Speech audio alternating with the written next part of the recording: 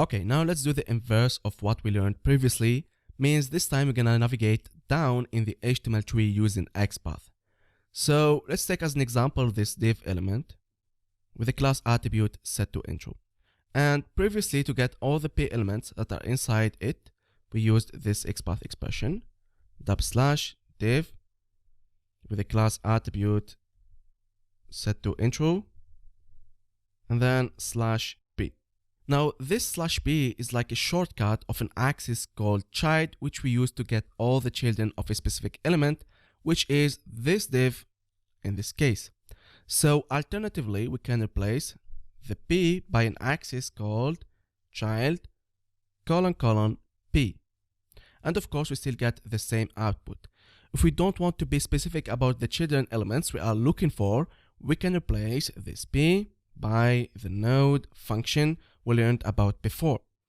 Now, another example I want to show you is what if we want to get all the elements that are listed after this div. That are listed after this div. In other words, how can we get all the elements that are after this closing tag? Well, in XPath, we have an access called following, which will basically get us all the elements that are listed after a specific element. So let's replace child by following.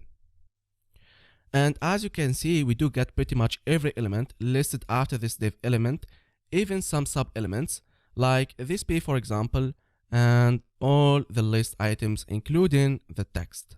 Now, this div element, its parent is this body element, right?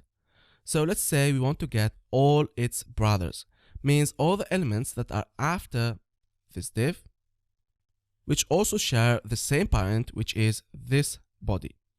To do that, we can use an access called following -sibling. And like this, we do only get the elements that have the same parent of this div, which is the body element. Now, one last access I want to show you is called descendant. So again, let's use this div as an example.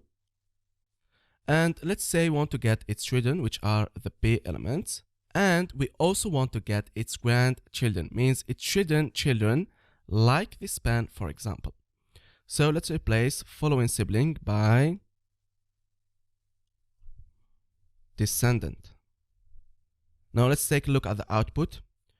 So we got its first child, which is this p element, and we got its children, which are this text element, because it's considered as a grandchild, and this span element with its text element too, and the same thing applies to this second child p. So this was everything for this video. My advice to you is to repeat and repeat everything we did in this video. I really encourage you to make yourself comfortable using XPath because it's really mandatory to do web scraping. Of course, I'm going to add an assignment to this section to help you practice and memorize everything, so make sure to solve the assignment.